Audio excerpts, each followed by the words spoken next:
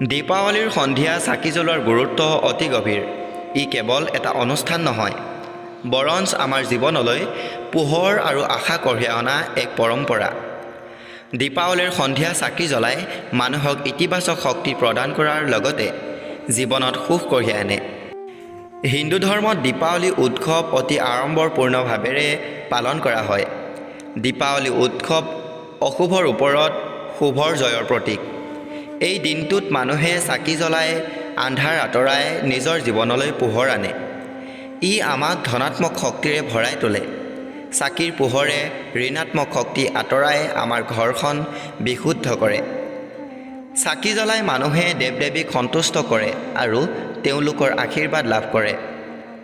লেম্পৰ পোহৰে মানুহৰ মন শান্ত কৰি ঘৰখনত সুখ আৰু শান্তিৰে পৰিৱেশ সৃষ্টি কৰে।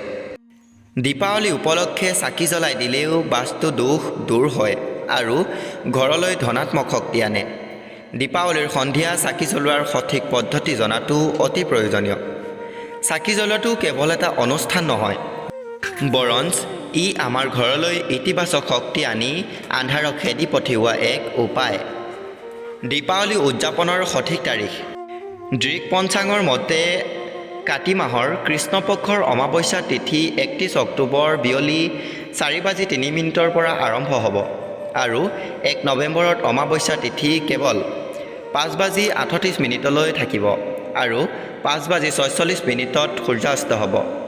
দীপাৱলী উদযাপনৰ পৰম্পৰা আৰু পূজা কেৱল ৰাতিহে ঘটে। এনে পৰিস্থিতিত 1 নৱেম্বৰত নহয় 31 অক্টোবৰত অমাৱস্যা পৰিছে, গতিকে সেইদিনা দীপাৱলী উদযাপন কৰা হ'ব। দীপাৱলীত চাকি জ্বলোৱাৰ সঠিক নিয়ম। দীপাৱলীৰ দিনা চাকি জ্বলোৱাৰ আগতে পূজাস্থলী পৰিষ্কাৰ কৰি ৰাখিব। চাকি গছি পৰিষ্কাৰ পানীৰে ধুই শুকাবলৈ দিব। চাকিত ভাল শলিতা ব্যৱহাৰ কৰক যাতে বাৰে বাৰে নুনুমায়।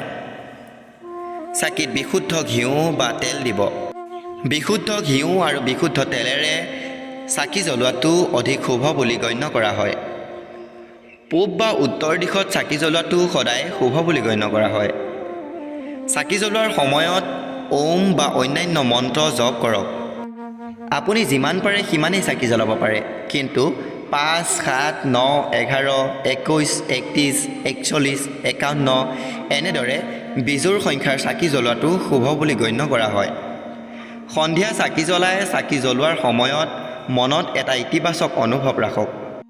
যদি এনেবোৰ পদ্ধতিৰে অৰ্থাৎ এনেবোৰ নিয়মেৰে আপুনি চাকি জ্বলায়, তেন্তে আপোনাৰ ঘৰত ধনাত্মক শক্তিৰ প্ৰৱেশ হ'ব, ঋণাত্মক শক্তি দূৰ হ'ব, সুখ আৰু শান্তি আহিব, দেৱ দেৱীৰ আশীৰ্বাদ পাব, বাস্তুৰ দোষ আঁতৰ হ'ব। যদি আপুনি ঘৰৰ বাহিৰত চাকি জ্বলাই ৰাখিছে, তেন্তে সেই চাকিগছিৰ প্ৰতি যত্ন লওক যাতে সেই চাকিগছি নুমাই নাযায়। দীপাৱলীৰ সন্ধিয়া চাকি জ্বলোৱাৰ পৰম্পৰা ভাৰতত যুগ যুগ বছৰ ধৰি চলি আহিছে। ই কেৱল এটা অনুষ্ঠান নহয়, আমাৰ সংস্কৃতি, ধৰ্ম আৰু জীৱনৰ মূল্যবোধৰ সৈতে জড়িত এক গুৰুত্বপূৰ্ণ অনুষ্ঠান। চাকি জ্বলোৱাটো এটা প্ৰাচীন ভাৰতীয় পৰম্পৰা। ই আমাৰ সংস্কৃতিৰ এক অবিচ্ছেদ্য অংগ। দীপাৱলীৰ সন্ধিয়া চাকি জ্বলোৱাৰ পৰম্পৰাই আমাৰ জীৱনলৈ পোহৰ আৰু আশা কঢ়িয়াই আনে। ই আমাক ইতিবাচক শক্তিৰে ভৰাই তোলে আৰু আমাৰ জীৱনলৈ সুখ কঢ়িয়াই আনে। সেয়েহে দীপাৱলীৰ সন্ধিয়া চাকি জ্বলাই এই পবিত্ৰ উৎসৱ উপভোগ কৰক। প্ৰিয় বন্ধুসকল, আজি ভিডিঅ'টো ইমানেই আছিল।